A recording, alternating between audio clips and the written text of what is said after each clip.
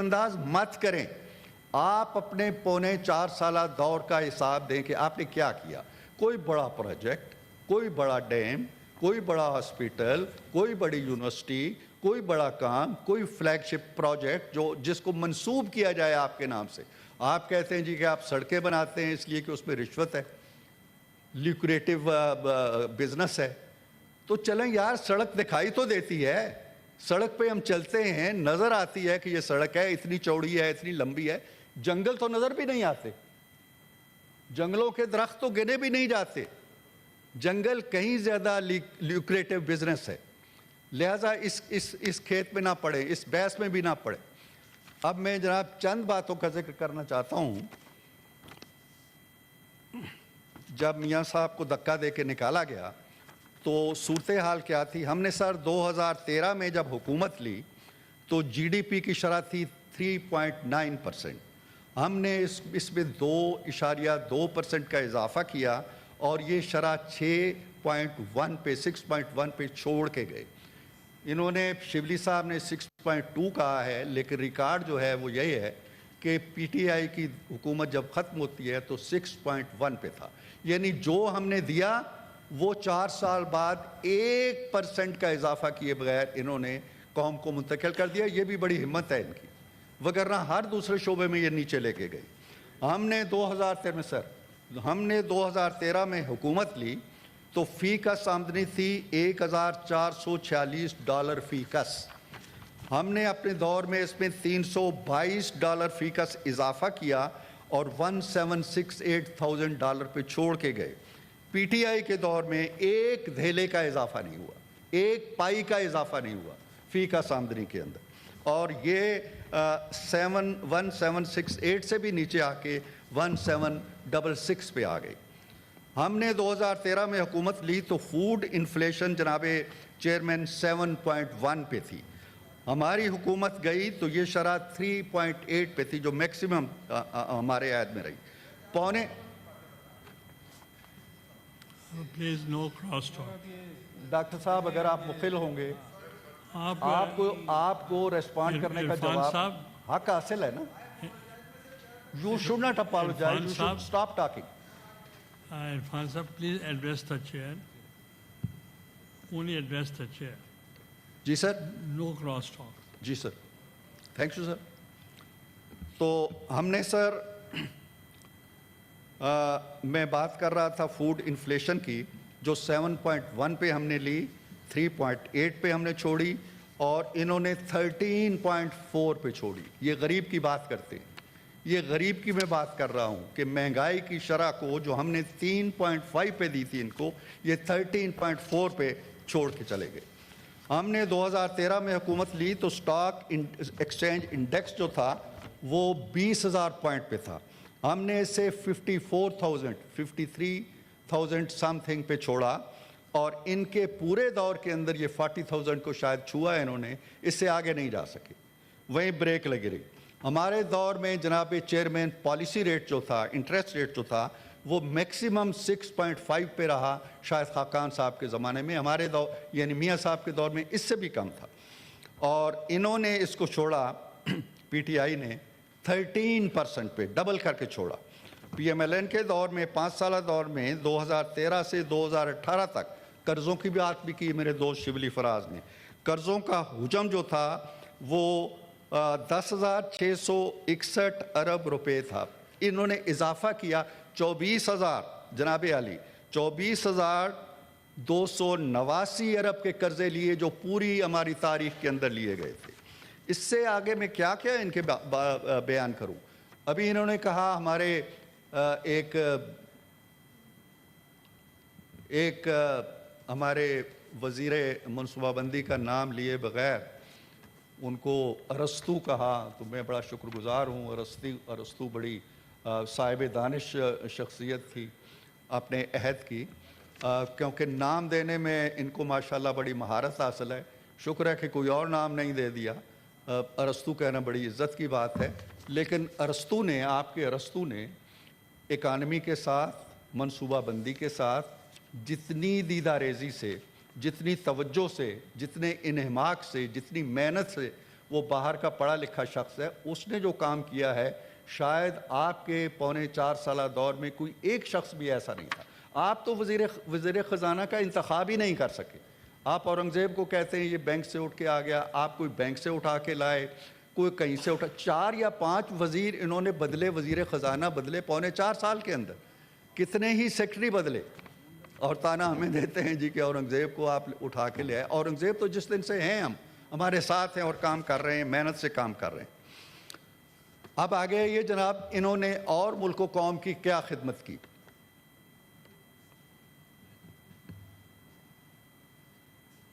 اور ملک و قوم کی خدمت کرنے کے لیے جب انہوں نے دیکھا کہ ملک ہمارے خلاف عدم اعتماد آ گئی ہے اور ہمیں اس ملک کی باغ ڈور چھوڑنا ہوگی, 11 فروری کو سر جب ان کے خلاف عدم اعتماد کی تحریک کا مولانا فضل الرحمان نے پریس کانفرنس کر کے اعلان کیا, تو اگلے ہی ہفتے کے بعد, ہفتہ 10 دن بعد 28 فروری کو انہوں نے کیا کیا کہ روپے کی قیمت, پیٹرول کی قیمت 10 روپے گرائی اور ایک بحران پیدا کر دیا, اور آئی ایم ایف کے حلقوں کے اندر ایک تہلکہ مچ گیا, اور آئی ایم ایف پاکستان کے بارے میں خوف زدہ ہو کے ٹھٹک گیا, جو آج تک اس کا خوف دور نہیں ہو رہا. یہ کون سی ابل وطنی تھی جب آپ یہ اپیل کرتے ہیں لوگوں سے کہ پیسہ نہ بھیجو پاکستان, یہ کون سی ابل وطنی ہے. آپ نے جس دن سے اپیل کی ہے, میں سلام پیش کرتا ہوں, خراج تحسین پیش کرتا ہوں اوورسیز پاکستانیز کو کہ وہ مسلسل اضافہ کر رہے, اور پچھلے مہینے تک یہ 3 ارب ماہانہ سے یہ رقم بڑھ چکی تھی, اور ہمارا تخمینہ یہ ہے کہ سالانہ 40 ارب کے ریکارڈ حجم تک پہنچ جائے. Thank you. ایک اور اپیل کیجئے, ایک اور اپیل کیجئے, خان صاحب سے کہیے تاکہ یہ رقم جو ہے وہ 33 سے آگے بڑھے اور 40 کے قریب پہنچے. آپ آئی ایم ایف کو خط لکھتے ہیں, خان صاحب جیل میں بیٹھے ہوئے ہیں اور جیل سے خط لکھتے ہیں آئی ایم ایف کو, پھر جو عمر ایوب کو حکم دیتے ہیں کہ ڈوزیر تیار کرو اور آئی ایم ایف میں جاؤ, پھر آئی ایم ایف کے ہیڈ کوارٹر کے سامنے مظاہرے ہوتے ہیں. یہ حب الوطنی کی کون سی قسمیں ہیں, ہمیں بتا دیں. اگر پاکستان کے خلاف جاتا ہے آئی ایم ایف, ادھر انڈیا اپیل کرتا ہے, ادھر یہ اپیل کرتے ہیں, پھر کہتے ہیں جی ایکویٹ کیوں کرتے ہو ہمیں. ہم نہیں کرتے ایکویٹ. آپ محب وطن ہیں, آپ پاکستانی ہیں, آپ کو پاکستان کا درد ہے, لیکن کیا پاکستان کا درد رکھنے والا کوئی آدمی کہے گا کہ پاکستان کو بھوکا مرنے دو, پاکستان کو دیوالیہ ہونے دو, پاکستان کو پیسے نہ دو, پاکستان کو قرضے نہ دو. یہ کون کر سکتا ہے؟ مجھے سمجھ نہیں آتی. اور یہ سارا کچھ کیا انہوں نے. تو جناب چیئرمین,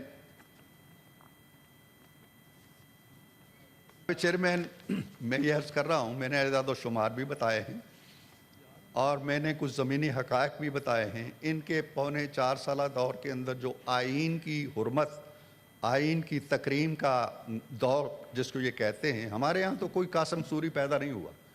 وہ رولنگ جو دی گئی وہ کون سے آئین کے تحت دی گئی؟ ہمارے ہاں کوئی عارف علوی بھی پیدا نہیں ہوا. وہ رولنگ جو دی گئی وہ کس کے تحت دی گئی, کس قانون کے تحت؟ جب ایک عدم اعتماد کی تحریک آ چکی ہے تو اسمبلی توڑ دی جاتی ہے. یہ کون سے آئین کی پاسداری آپ کر رہے تھے؟ کون سے آئین کی تکریم اور عزت کر رہے تھے آپ؟ آپ نے آئین کو کچلا, آپ نے قانون کو کچلا, آپ نے عدالتوں کو کچلا, آپ نے لوگوں کو استعمال کیا, طاقتور لوگوں کو, کہ ججوں کے گھروں میں جاؤ اور کہو کہ ہماری 2 سال کی محنت ضائع ہو جائے گی. ہم نے نہیں کیا یہ سب کچھ. آپ کہتے ہیں جی کہ ہمارے دور میں ہم نے کسی کی بیوی کو جیل میں نہیں ڈالا ہوگا کسی کی بیوی کو, لیکن آپ نے کسی کی بہن کو اسپتال سے گھسیٹ کے جیل میں ڈالا عید کی رات. آپ نے کسی کی بیٹی کو جیل میں ڈالا. اگر بیویوں کو جیل میں ڈالنا کسی جرم کی وجہ سے بہت بڑا گناہ ہے, تو بے گناہی کے جرم میں بہنوں اور بیٹیوں کو جیلوں میں ڈالنا کوئی گناہ نہیں ہے, کوئی جرم نہیں ہے. وہ آپ کو دکھائی نہیں دیتا اور یہ آپ کو دکھائی دیتا ہے. ان کے خلاف جناب چیئرمین ٹھوس کیسز ہیں, کسی کے خلاف ٹھوس کیسز نہیں تھے. ہیروئن کا کیس ہے جی, چرچ کا کیس ہے جی, ایفیڈرین کا کیس ہے جی, کرایہ داری کا کیس ہے جی, غداری کا کیس ہے جی, یہ کیسز تھے. یہاں تو زمینیں نظر آ رہی ہیں سینکڑوں کنال, کہیں پڑی ہوئی ہیں, کہیں پڑی ہوئی ہیں. یہاں تو $190 ملین پاؤنڈ نظر آ رہے ہیں کہ وہ کس کی جیب میں گئے. ایک جیب میں ڈالے گئے ہیں, دوسری جیب سے نکالے گئے ہیں. آپ نے اس ملک کو کھلواڑ بنائے رکھا ہے اور اب تک بنائے ہوئے ہیں. آپ جب حکومت پہ رہے تو آپ نے اپوزیشن سے ہاتھ نہیں ملایا. جناب وزیر اعظم آتے تھے اور دوڑتے ہوئے آتے تھے, اور اس کرسی پہ بیٹھ جاتے تو ادھر نہیں دیکھتے تھے, کبھی ہاتھ نہیں ملا. ریکارڈ ہے یہ کون سی جمہوریت ہے, یہ کون سی ویلیوز ہے جو آج آپ ہمیں سکھا رہے ہیں. ہم تو احترام کرتے ہیں آپ سب کا, محبت سے ملتے ہیں, میں تو وہاں جا کے بیٹھ بھی جاتا ہوں, ان کے ساتھ چائے پیتا ہوں, گپ شپ کرتا ہوں. یہ قابل تکریم لوگ ہیں, قابل عزت لوگ ہیں. ان کا پوائنٹ آف ویو اگر ہم سے مختلف ہے یا یہ اپوزیشن میں بیٹھے ہیں تو ہمارے لیے پہلے سے بھی زیادہ صاحب عزت ہے. لیکن یہ کون سی, آپ اپنا تصویریں رکھیں بے شک, ہر ڈیسک کے اوپر ایک تصویر رکھ لیں, اس سے کوئی فرق نہیں پڑتا ہمیں, لیکن یہ بتائیں کہ یہ تصویر جب یہاں بیٹھتی تھی تو وہاں کیوں نہیں جاتی تھی, یہ بتا دیں کیوں نہیں ہاتھ ملاتے تھے. جس اجلاس کے اندر, چاہے وہ سیکیورٹی کا اجلاس ہوتا تھا, اگر اپوزیشن لیڈر بیٹھا ہوتا تھا تو وہ نہیں آتے تھے. آپ نے کہا جی کہ ہمیں کہتے ہیں جی کہ آپ نے کیا کیا, ہم نے جو بھی کیا وہ آپ کے سامنے ہے, آپ اس پہ تنقید کیے, جو نہیں کیا اس پہ بھی آپ کہیے کہ یہ نہیں کر سکے. لیکن ہم نے, میرے دوست نے کہا جی کہ ہم کھوکھلے نعرے دیتے ہیں. ہم نے کون سا کھوکھلا نعرہ دیا, ہم نے جو نعرہ دیا اس پہ عمل کیا, عمل کر کے دکھایا. آپ نے کہا جی کہ یہ پرائم منسٹر ہاؤس یونیورسٹی بن جائے گا, کہاں ہے وہ یونیورسٹی؟ یونیورسٹی تو صرف عبد القادر کی بنی ہے, وہ قادر یونیورسٹی بنی ہے, وہ بھی پتہ نہیں کیا چیز ہے, ایک عجوبہ روزگار چیز ہے. کہاں ہے وہ جو آپ علی گڑھ بنانے جا رہے تھے پریزیڈنٹ ہاؤس کے اندر, کہاں ہے وہ 500 ڈیم, کہاں ہے وہ بجلی جو آپ نے پورے پاکستان کو بھی دینی تھی اور ساری دنیا میں بھی بیچنی تھی؟ ہم نے کوئی کھوکھلے دعوے نہیں کیے. کھوکھلے دعووں سے ان کی تاریخ بھری پڑی, اور اپوزیشن کے طور پہ بھی انہوں نے ملک کو زخم پہنچانے کی کوشش کی. میں یہ لفظ بالکل جان بوجھ کے استعمال کر رہا ہوں, بڑی توجہ اور بڑی سوچ سمجھ کے بات کر رہا ہوں, کہ جب آپ پیسہ روکتے ہیں, جب آپ اوورسیز پاکستانی کی حب الوطنی کو کہتے ہیں کہ مت دو پیسہ پاکستان کو, مت دو کا مطلب کیا ہے؟ IMF پیسہ نہیں دے گا تو اس کا مطلب کیا ہے؟ کہ پاکستان دیوالیہ ہو جائے گا, غریب ہو جائے گا, رسوا ہو جائے گا, ذلت اس کے کھاتے میں لکھی جائے گی, اس کے ماتھے پہ دیوالیہ پن کا داغ لگے گا, اور آپ کے گھروں میں گھی کے چراغ جلیں گے. میں کیا بات کروں اس پہ؟ تو جناب چیئرمین, آخر میں بہت شکر گزار ہوں, آپ نے مجھے 20 منٹ دیے. میں چند باتیں اپنے وزیر محترم سے کرنا چاہتا ہوں جو اس وقت یہاں موجود نہیں ہیں. چند چیزوں کی مجھے بڑی تکلیف ہوئی ہے. ایک تو یہ ہے, شبلی فراز نے بجا طور پہ ذکر کیا ہے کہ ایجوکیشن ہماری ترجیحات میں وہاں پہ نہیں ہے جہاں ہونی چاہیے. ہمارا ایجوکیشن کا بجٹ جو ہے وہ بہت ہی کم ہے. اس میں بتاتا ہوں کہ ہائر ایجوکیشن کا جو بجٹ ہے, اس کے ریکرنگ گرانٹ جو ہے وہ جناب چیئرمین 66 ارب روپیز جو ہے وہ برسوں سے چلی آ رہی ہے. کچھ 7-8 سال سے ہم نے کی تھی, PTI کے دور میں اتنی ہی رہی, اور PDM کے دور میں اتنی ہی رہی, اور اب بھی اتنی ہی ہے. اب بھی 66 ارب روپی ہے, جو بہت کم ہے.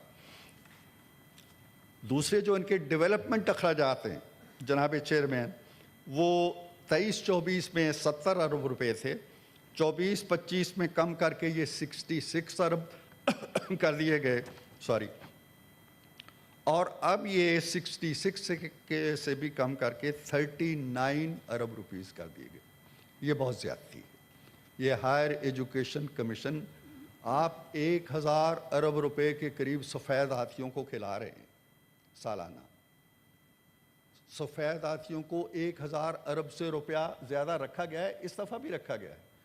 تو ان اداروں کی کیوں نہیں سرپرستی کرتے؟ اور ایک اور بات جو میرے علم میں آئی ہے, اور وہ بھی میں چاہتا ہوں کہ اس کو ریکارڈ پہ لے آؤں اپنی تقریر میں حکومت کا حصہ ہوتے ہوئے, میرے علم میں آیا ہے کہ ہمارے جو علمی, ادبی, ثقافتی ادارے ہیں جن سے میرے بھائی شبلی کا بھی بڑا تعلق رہا ہے, یہ بیشتر ادارے جو تھے یہ ذوالفقار علی بھٹو شہید کے دور میں قائم ہوئے.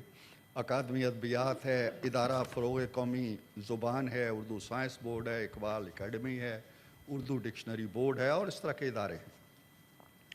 ان کو بند کیا جا رہا ہے, ان کو مرج کر کے یونیورسٹیوں کے سپرد کر دیا جا رہا ہے. وہ یونیورسٹیاں جو پہلے سے مفلوک العالی کا شکار ہیں اور اپنے ملازمین کو تنخواہیں نہیں دے سکتی, ان اداروں کے ساتھ یہ کام نہ کریں. ان اداروں کی اصلاح کرنی ہے, ان کو نیا مینڈیٹ دینا ہے, ان کا دائرہ کار تبدیل کرنا ہے, اصلاحات کرنی ہے. بنائیں ایک کمیٹی اور اصلاحات ضرور کریں. لیکن ان غریب اداروں کو، معصوم اداروں کو جو ہماری پہچان ہے، ادبی علمی ادارے ہیں، ثقافتی ادارے ہیں، اور ان کا بیرونی ممالک کے ساتھ بڑا گہرا رابطہ رہتا ہے، ہماری پہچان بنتے ہیں۔ کیا ہماری پہچان ٹیررزم رہنا چاہیے؟ کیا ہماری پہچان جو ہے وہ غربت اور مہنگائی رہنی چاہیے؟ یہ علمی ادبی ادارے ہماری شناخت اور پہچان ہیں، ان کا تحفظ ہماری حکومت کو کرنا چاہیے۔ میں اپنی تقریر اس بات پہ ختم کرتا ہوں کہ یہ ادارے قائم رہنے چاہیے، ان کے مینڈیٹ میں کوئی آپ نے تبدیلی کرنی ہے بے شک کریں۔ میں بہت شکر گزار ہوں شبلی فراز صاحب کا، ان کی تقریر کا مفصل جواب جو ہے وہ ظاہر ہے کہ وزیر خزانہ دیں گے، اور احسن اقبال صاحب کے بارے میں جو کچھ انہوں نے کہا میں اس پہ شکریہ ادا کرتا ہوں کہ انہوں نے ارسطو کا خطاب دیا ان کو، اور وہ ارسطو ہے، صحیح معنوں میں ہے، آپ طنز میں کہتے ہیں لیکن وہ حقیقت میں ہے۔ اور کھوکھلے نعروں کا جواب میں نے دے دیا ہے، اور باقی میرا خیال یہ ہے، میں بہت شکر گزار ہوں اپوزیشن کے سارے دوستوں کا کہ انہوں نے میری بات توجہ سے سنی۔